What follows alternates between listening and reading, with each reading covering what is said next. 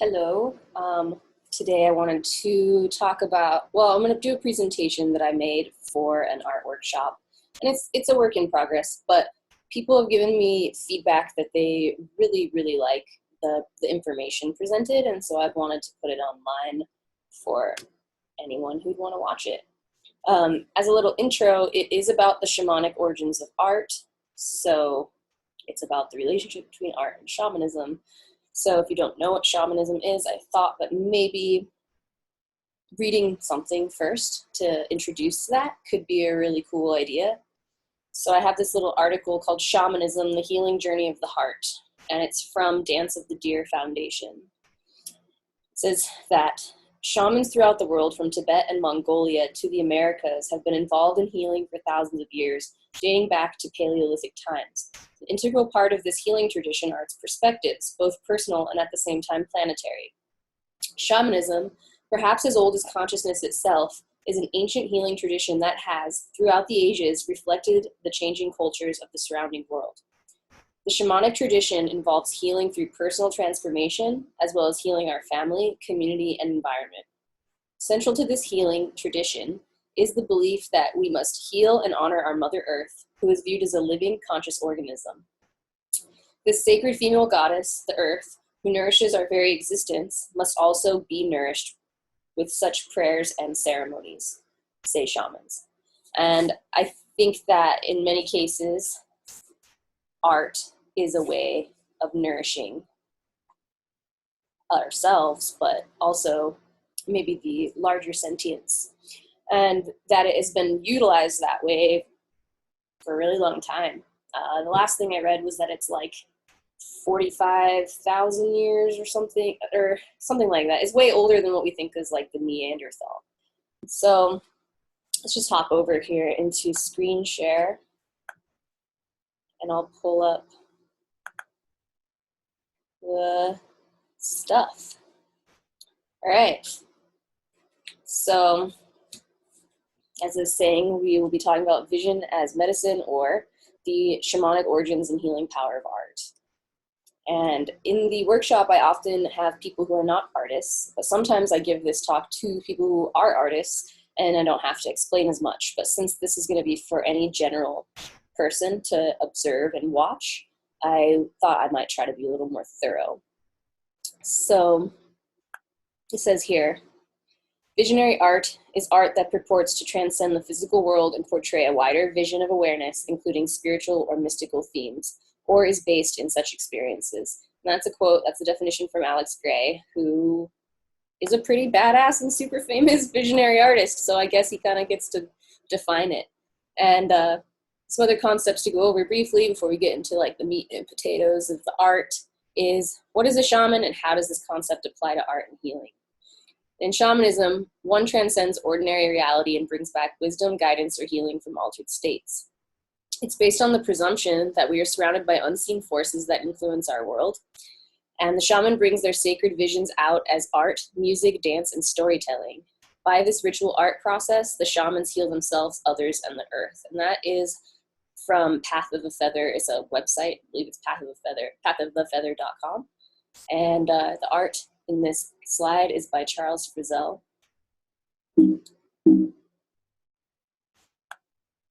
Oh, somehow I skipped. Oh well. This is a new addition to the slideshow because, again, I felt like it might be conceptually important to tie these things in a little bit more.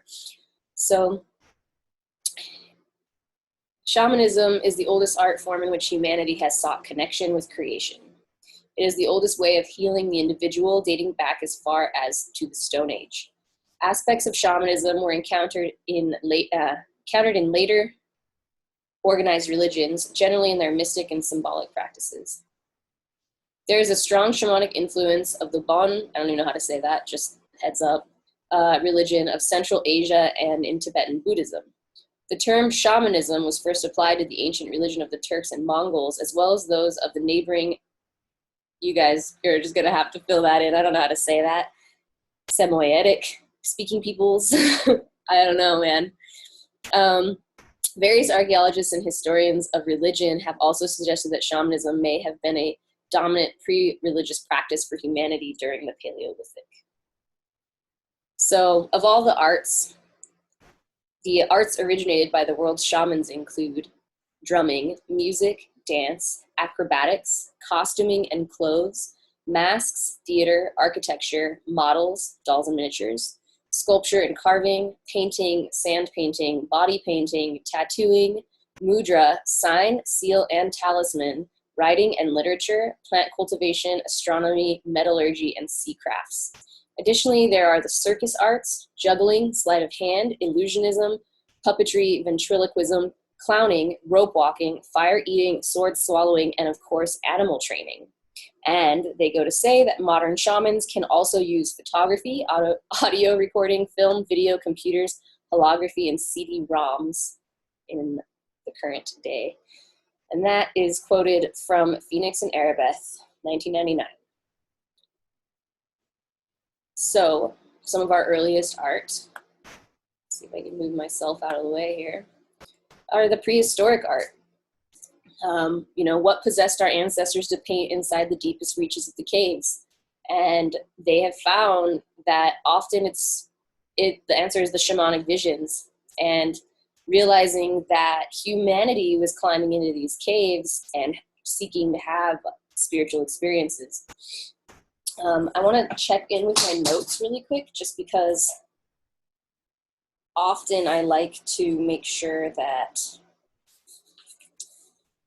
I keep extra notes on the side in case I forget shit. Let's see. So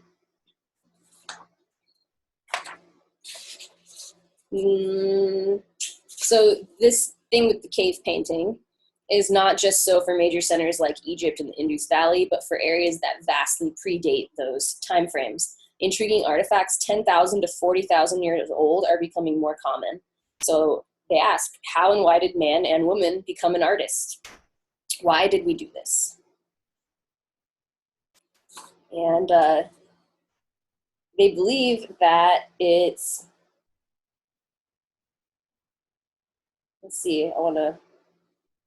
connecting with spirits and guides obviously is one of the first things. So Lewis Williams, an archaeologist, is a firm believer that the artwork of the caves are depictions of what our ancestors witnessed in their visions. And he further argues that the act of painting was therefore bringing the visions of the other world into this reality, creating the other world here, in the deepest reaches of the underworld. Many anthropologists have identified that the shaman in his voyage to the other world is either transformed in or aided by an animal, often totemic in nature, and this animal acts as his spirit guide or his power animal. The reason I mention that for the relevance is that sometimes this presentation is utilized for a workshop about shamanic practice and visionary art, in which I don't do that part, I do the art, but I work with someone else who does a guided journey. And that way everyone has their own vision to utilize for the art process. And in that journey, it's generally about connecting with the power animals. So that's why I brought that up. If that doesn't relate to you, or you're encountering this talk for other reasons, I'm just gonna move forward. Let's see. I wanna see what's crucial here. Switch. There we go. So here's some more examples of prehistoric and ancient art. I don't know a lot about these different pieces. I know that they're from all different parts of the world, including, I think that one of the steer or the cow at the bottom is from France, but I'm not positive. But I know that that one on the far right is actually the oldest known artifact that we have, or at least that's what they taught me in art history, and it may not still be the oldest one. We maybe have found new things, but for a long time, this is considered one of the oldest or earliest art pieces, something that was obviously made specifically as just a piece of art and not with other purposes. That's arguable. I don't know how to explain it, how they are trying to explain it, but it's a really old piece of art. It's called the Venus of Willendorf, and they think that it's a fertility sculpture, a way of praising the abundant life force. And they made this woman very big, and they think that she's probably exaggerated. But pretty cool nonetheless. So we're getting into some of my favorite work already. And let's see what we got to say here.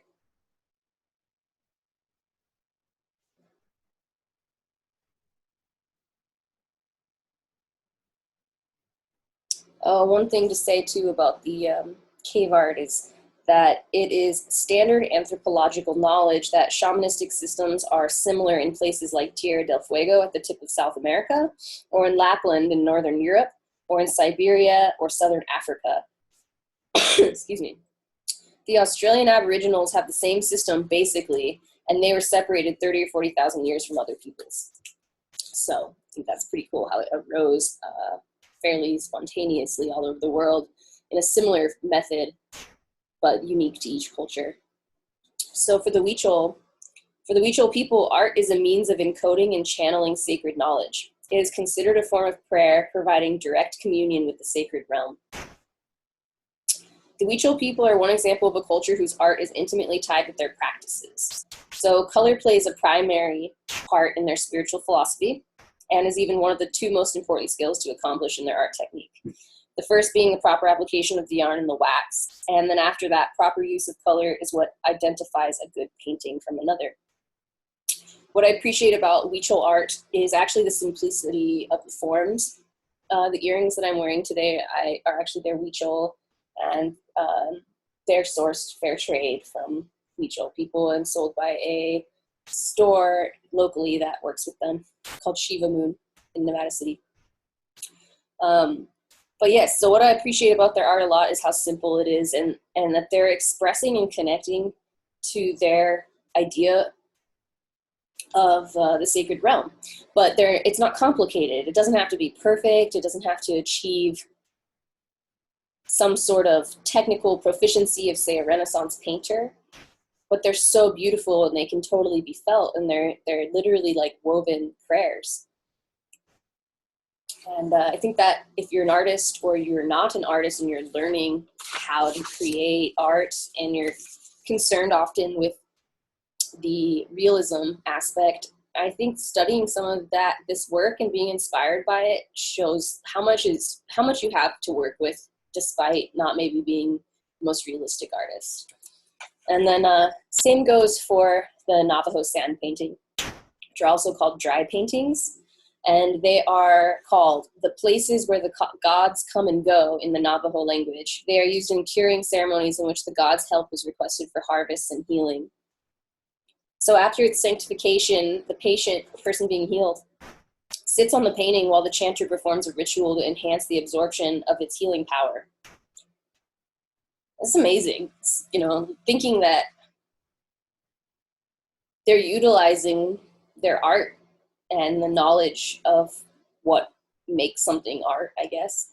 The imagery and what they're evoking and their intention, and creating a space where they can let spirits come in and out and help heal. So after its sanctification, the patient sits on the painting while the chanter performs a ritual to enhance the absorption of its healing power. Immediately afterward, the remains of the painting are taken outside to an area north of the Hogan, where they return to the earth.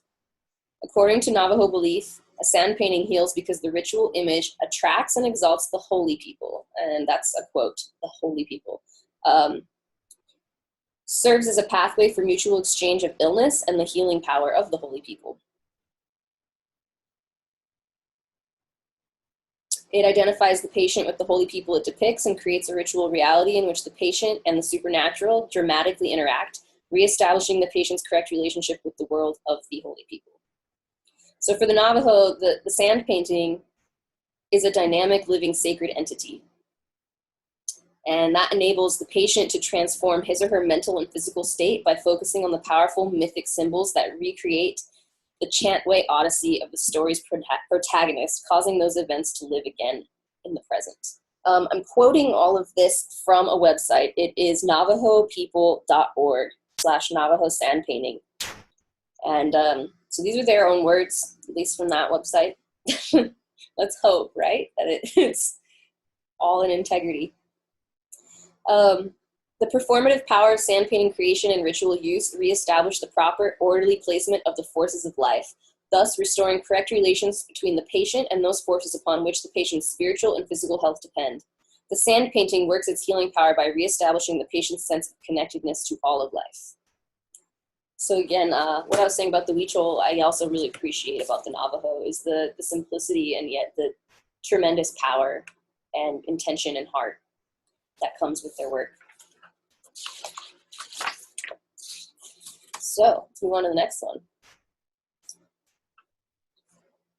So Kachina carving for the Hopi is also an important art. It develops from their worship of guardian spirits or intermediaries between the creator and the people. And so for them, Kachinas are, embodiments of the immortal beings that bring rain, control their aspects of the natural world and society, and act as messengers between humans and the spirit world. So what we were talking about at the very beginning, this idea that the earth is a living being and needs to be nourished by our offerings and our prayers, whether that's our dance or our music or our art or our food making skills, whatever it may be, whatever it is that is your gift and that provides love, you can dedicate it to that higher place. And that's pretty awesome. So I want to see if there's anything else to say.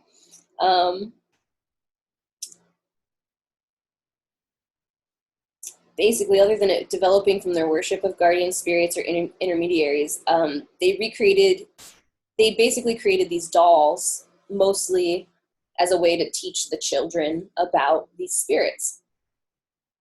And so it says, Kachina doll history begins with the Hopi people, who were the first to create Kachina dolls as a way to teach children about Kachinas. During the season when the Kachinas visit the visible world, Hopi men dress in Kachina costumes to perform dances and ceremonies in order to interact with the spiritual beings. So they're wearing these outfits as well and doing their dances and invoking and calling upon these spirits. If the rituals are done properly and are performed properly, the Kachinas may communicate through the men who portray them or may appear to the tribe in clouds or mist. Only men are allowed to personify the Kachinas. To educate the rest of the tribe about Kachinas, men carve the dolls, traditionally from a single piece of cottonwood root, so that the whole tribe can experience a connection.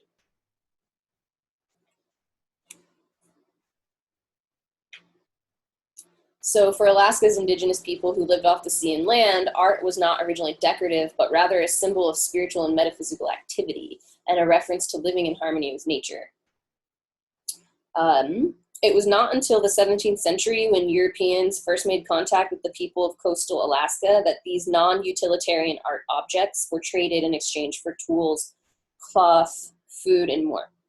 These objects became useful items for trade, such as harpoon pikes carved from ivory tusks, clothing woven from grass, outerwear sewn from the membranes of the innards of seals, animal skins used for warm overcoats, and make sure. And the items increased in value as they became more ornate and decorative, often ending up as souvenirs for whalers and explorers.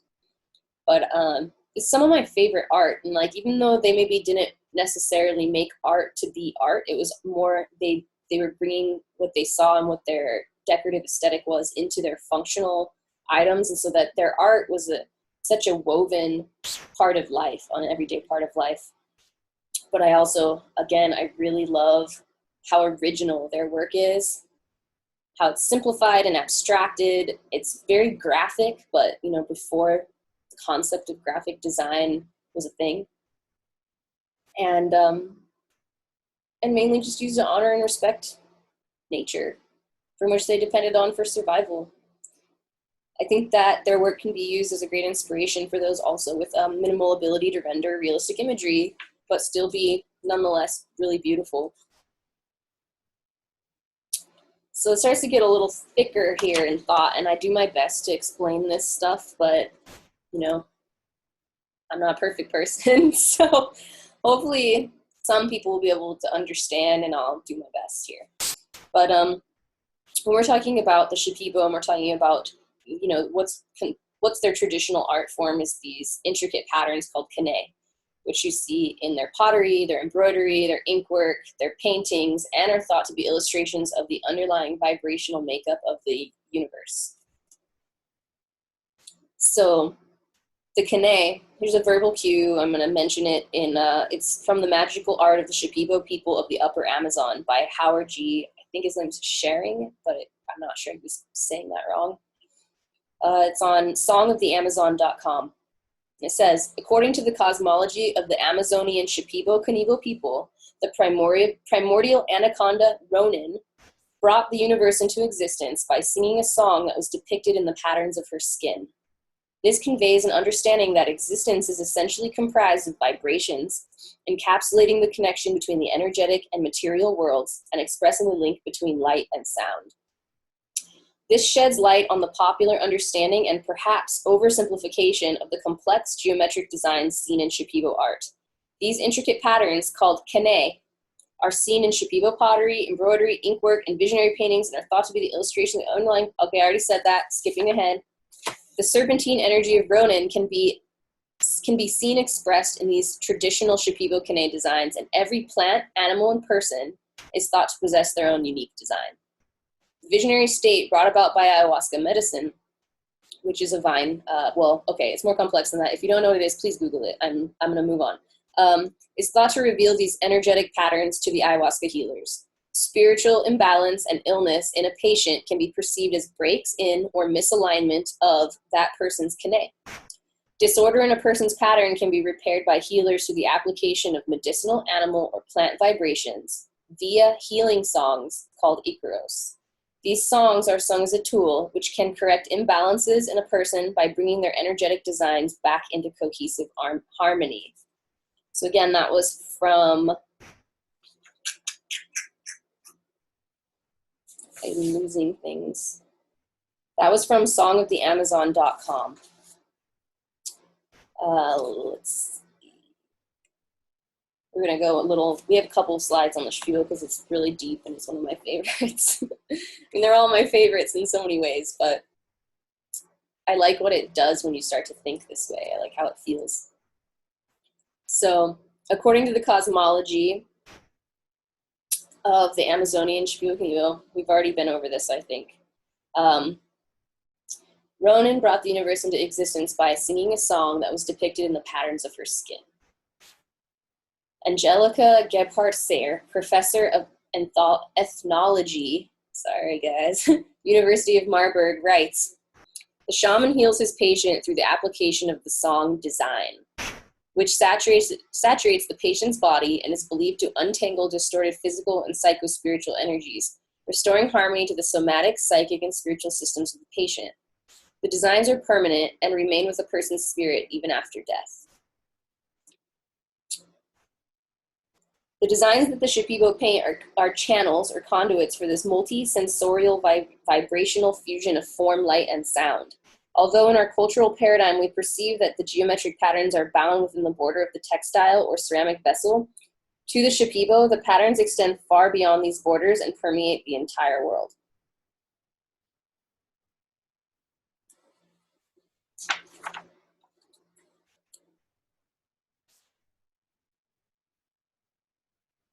And then there's a little note here in relationship to drumming, and I'm going to put this out there for those who do have a shamanic practice that maybe work with the drum. It says that Joseph Campbell, the foremost scholar of mythology, suggests that there's a universe of harmonic vibrations which the human collective unconscious has always been in communion with. Our beings beat to the ancient rhythms of the cosmos. The traditional ways of the Shipibo and other indigenous peoples still reflect the primal rhythm, and their perception of the universal forces made physical is truly a communion with the infinite. Okay, next. So this is the new Amazonian art. It's, the traditional has been the kene, the Shipibo patterns, and the ikaros. And then Pablo Amaringo came along. And so Pablo Amaringo helped pioneer a new wave of artists emerging from the Amazon. It was in a vision that he was directed to use his artwork to speak of the spirit world and the difficult times faced by humanity. As a result, in 1988, he founded the Usco Ayar Amazonian School of Painting in Pucallpa, I don't know if I'm saying that correctly, which was dedicated to documenting the ways of life in the Amazon, the education of local youth in the care and the preservation of the Amazonian ecosystem. They were taught to visualize internally what they were going to paint, to evoke visions like those of ayahuasca, which could be shared with others. details about Pablo's work is that in contrast to the abstract patterns of indigenous ayahuasca-inspired art, Pablo's work is characterized by detailed and naturalistic depictions of the substantive content of his visions. The spirits, the trees, the animals, the intergalactic travelers, underwater cities, crystal palaces, spaceships, wise shamans from other planets, sorcerers, and spirit boats revealed to him by ayahuasca, as well as naturalistic depictions of the shamans, patients, audiences, healings, and jungle settings of the ayahuasca ceremony itself. And this part gets pretty cool. It relates to the quote here. It says that indeed, Pablo says that what he produces are more than just paintings. They are crystallized icaros, the magical songs of the mestizo shaman. And so I'm going to go on to say more about that. The paintings have icaros sung into them, as though they were medicine.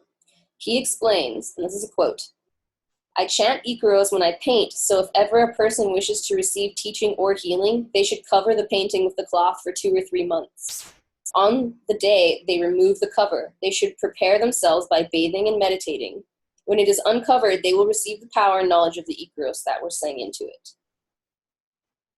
And that's from singingtotheplants.com. So, another contemporary artist that I consider him a Shipibo, or maybe he's not Shipibo. I consider him an ayahuasca or Amazonian painter. So Luis Tamani is a current living, working artist, and I am regularly astounded and inspired by his work, and so I really wanted to bring some of it in here, before moving on to some other pieces. I don't know the names of all of them. I know that in the right-hand side of your screen, with the woman with all the jaguars, I believe that was one of his teachers. And then, I'm not positive about that. That's just what I think. And then the one on the left, I know is about the spirit of tobacco. But I don't know more than that about any of them. So moving on to like a completely different culture, really, but also very old culture. For this lineage, it's a little harder for me to explain because I don't feel that I personally directly connect with this particular frequency as much as I do maybe the more, like South America and America, where I'm from, where most of my blood and my ancestry is from. I can feel those things deeply within, but I don't have this, so it's a little more challenging, but here we go, right? So for them, slabs of stone are truth and consciousness. Gods and their names embody truths of the deeper spirit, and meditation on them in turn invokes these truths. So they have this story. I believe I wrote it down. I'm going to try to read this. Hopefully I'm not going to just waste a bunch of time, but they have this story that, to the uninitiated person, this is just a slab of stone. It's just a piece of rock, and maybe it's sculpted to look like Shiva or whatnot, but to them it's an inanimate object with no sentience. And to the initiated, they know that this inanimate object, it can actually elicit a deeper understanding of the embodiments of these truths, of, say, what Shiva's essence is, and that it's not actually just a rock, but really more like a dwelling holding space for a much larger consciousness and idea. Let's see, so sages such as Sri Aurobindo, who knows if I said that right, but who have meditated on Hindu iconography, and savants such as Ananda Kumara Swami, Stella Cranrish, and Alice Bonner. That could get pronounced really weird. Who have studied the subject, assure us that the forms and features of Hindu icons have a source higher than the normal reaches of their human mind. The icons are no photocopies of any human or animal forms as we find them in their physical frames. They are, in fact, crystallizations of the abstract into the concrete, of the infinite into the finite. They always point beyond themselves, and a contemplation of them always draws us from the outer to the inner. I can't pronounce this word, but it's a religious text, a Hindu religious text, and it says, lay down not only technical formulas for carving holy icons in stone and metal and other materials. They also lay down elaborate rules about how the artist is to fast and pray and otherwise purify himself for long periods before he is permitted, if at all, to have a psychic image of the god or goddess whom he wants to incarnate into a physical form. This reverberating, echoing, and imaging takes place up and down the whole corridor of the mind at all levels of abstraction. Here, as we traverse the path, we meet physical forms, sound forms, vision forms, thought forms, universal forms, all echoes of each other. We meet mantras and yantras and icons of various efficacies and psychic qualities. In one sense, they are not the light above, but they are its important formations. They invoke the celestial and raise up the terrestrial.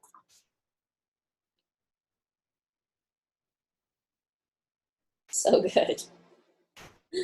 All right. These are pretty cool as well. I don't have a lot of notes on it, but I think I can manage. So these are Thangka paintings, Buddhist paintings. I don't know a whole lot about that. That gets more in depth with Buddhism, the different sections and so forth. But for this, the role of the artist becomes one of a medium or channel who rises above his own mundane consciousness to bring a higher truth into this world. And aspiring Thangka artists must spend years studying the iconographic grids and proportions of different deities and then master the technique of mixing and applying mineral pigments. At Norbalinka, they say that they offer a 3-year training program for Tibetan students. After completing their 3-year course, most artists then join their workshops where they must complete an additional 3 years as apprentices before they're even considered fully qualified artists.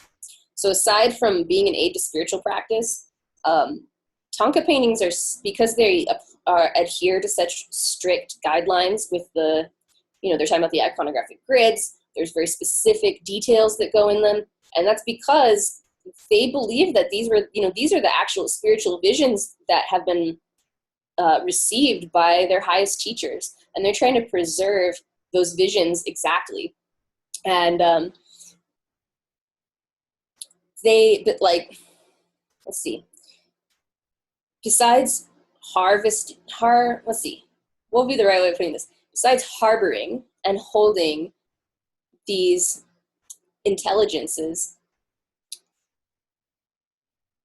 they can transmit them. But also, besides being an aid to spiritual practice, commissioning a Thangka is considered a means of gaining spiritual merit. And many times, if an individual is facing some kind of hardship, a lama is consulted and recommends the creation of a Thangka of a specific deity as a remedy. That's pretty heavy. We're coming from the perspective, I'm here in Northern California, it's a little bit alternative, people a little more open-minded, but can also be delusional. But it's kind of better than almost the rest of America, which can be so completely bereft of connection that, we don't think about art this way anymore. We have commodified it, and I'm not saying that's bad. I actually could do probably a whole talk on the Renaissance of Northern Europe and talk about when genre painting came in and when painting as we know it kind of began to happen. And that was a whole revolution of consciousness in and of itself. So not ripping on us necessarily for commodifying art. It's just, everybody knows the dark side of the art world and the ego and so many different aspects that can come in. And as a whole, I'd say culturally, art to us is a commodity. It's not considered something that a lama could prescribe to you to fix your life, or, a means of encoding sacred knowledge. It's not how we're doing it. We're using it to manipulate people to buy stuff for the most part. That's our shadow quality of our culture right now. And so I feel that sharing this information is vital at this time, to share with the people I know and with my community, because it's just so amazing. It's so beautiful. Who would not want to know the life and evolution of art and the conversation art has been having with itself about what it is and what it does? I just think that it's very interesting, and I hope you do too.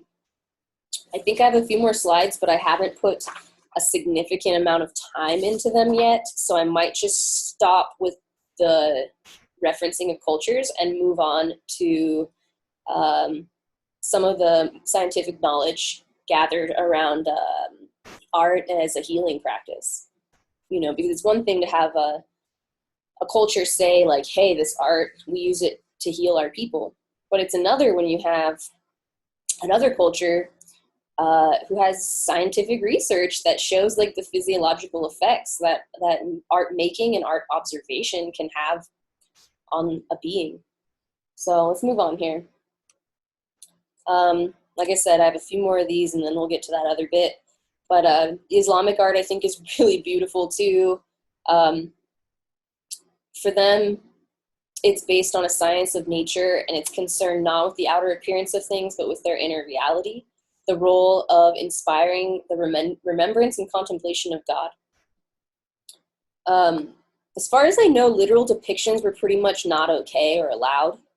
So most of their art is geometric or calligraphy based and is intended to transport you, I think, to these inner worlds. And I know that for myself, you know, I've seen visions of these geometric realms inside my own being. And I'm sure many others have who have dabbled in those ways. Let's see. So for the sake of time, I wanted to just briefly show these things, but I don't, like I said, I don't have a ton of information about them. I know that with the Mayans, you know, their art is iconic. Everybody knows it and recognizes it. Or maybe they confuse it with Aztecs. I don't know. But through their cosmology and art, the Maya conceptualized the structure of cosmic space, the identities of the gods, the unfolding of creation, the significance of the sacred city, the sustenance of life, the defeat of death, the role of nobles and kings, and the purpose of ritual performance. I'm going to see if I have any other. I don't think I have anything else on the Mayans right now, but I do have a couple, just, you know, some of the Egyptian art. And remember, the shamanic art vastly predates these pieces, and these are old. Like, so it's amazing just how much time, I guess you could say, how much history art has been with us through major cataclysm, widespread epidemics, famine, wars, social unrest, all of these things, you know, and we can't eat art. So how it managed to stay such a deeply woven aspect of so many cultures throughout time and into modern day is astounding. You know, when you can't eat a painting or an earring or whatever, and you have to move your entire tribe and culture to a new land, people are still compelled to protect these items and keep them in their lives. And that's a really powerful thing to remember. So let's not forget our Christian friends. Also incorporating art into all of their expressions of the divine. But like I said, I didn't get an opportunity to research everything, and so I just wanted to include some references. There's so much that's not here that would be really cool to have. So in summary, if all of the arts originated from the shamanic roots and continue to proliferate through every major spiritual belief system and culture in some form since ancient times, we cannot help to ask, why? For what purpose do we art? And what we've seen today, I'm going to move some things around real quick. What we've seen today is to be a conduit between the spiritual dimension and the physical world. to heal ourselves and the earth by giving our spiritual visions physical form, to map or create spiritual cartography and share them with the world, to honor our ancestors, guides, allies, earth, and spirit as an aid to evoke meditation, contemplation, prayer, and direct transmission of energy or teachings, and to keep us in right relationship with the world.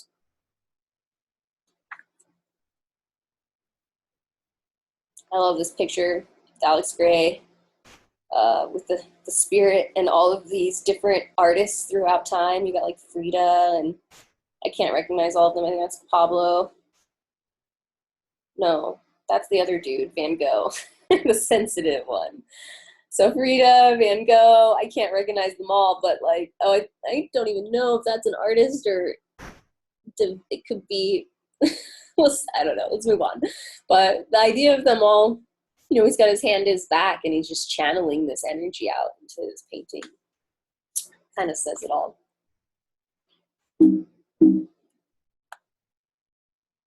Oh, I forgot that I added her to the slideshow, but thank you, Helen Keller. The only thing worse than being blind is having sight but no vision.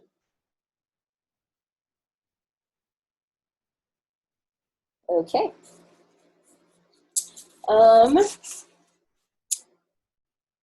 You know, I think I'm going to go ahead and record the Science of Healing Art as a separate video. So I'm going to go ahead and pause this one here. Thank you for checking this out and hearing what I have to say. And I hope that it obviously benefits your life in some manner, or that it changes maybe how you see and receive the visual image. And ideally, hopefully, really increases your appreciation of what art is, does, and can do, and maybe spark a little bit of creativity and inspiration in yourself. You could like, share, or comment on this video. That would be wonderful. And if you would like to be in touch with me more, you could find me on Instagram at Ashley Josephine, or on Facebook at Ashley Foreman Art. Just be sure to spell my name correctly. And my website is www.1320studios.com. The numbers or the words are fine. Thank you, and have an awesome day.